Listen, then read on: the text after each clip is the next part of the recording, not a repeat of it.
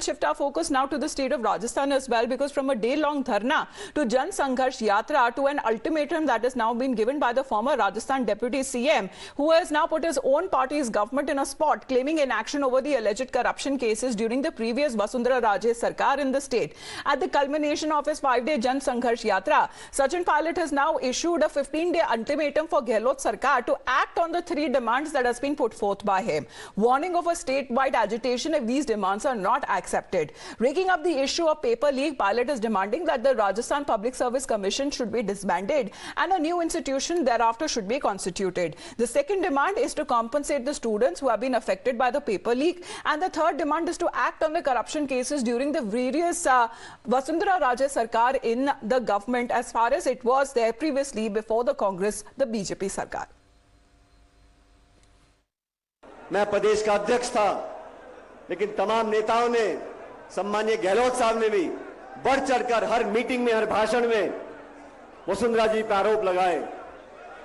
आरोप लगाए कि नहीं लगाए, मुझे बताओ। 4.5 साल में हम अभी तक उन वादों को पूरा नहीं कर सके जो हमने लांछन लगाया था, आरोप लगाया था, मैंने लगाया था, गहलोत साहब ने लगाया था कि वसुंधरा जी ने करप्शन किया, भ्रष्टाचार किया है।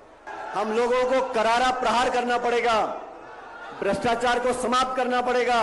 और जो धारणा बनी हुई है कि 5 साल भाजपा, 5 साल कांग्रेस, इस धारणा को तोड़ने के लिए हमें दुनिया को दिखाना पड़ेगा कि हम जो कहते हैं वो कर कर दिखाते हैं। मुझे कुछ पत्रकारों ने बोला, यात्रा कर रहे हो, गर्मी बहुत है, मई का महीना है,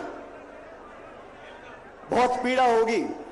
मैंने उनको कहा, हम और आप अगर 3-5 दिन इस चिलचिलाते धूप में चल लें, ये कोई पीड़ा नहीं है।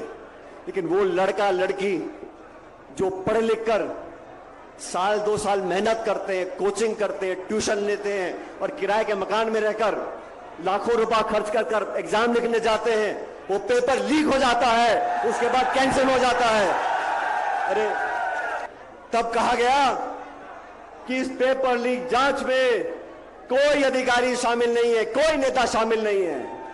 मैं पूछना चाहता हूं, जांच पूरी हुई नहीं, आप घोषणा कर रहे हो कि कोई किसी का कोई लेन देना नहीं है।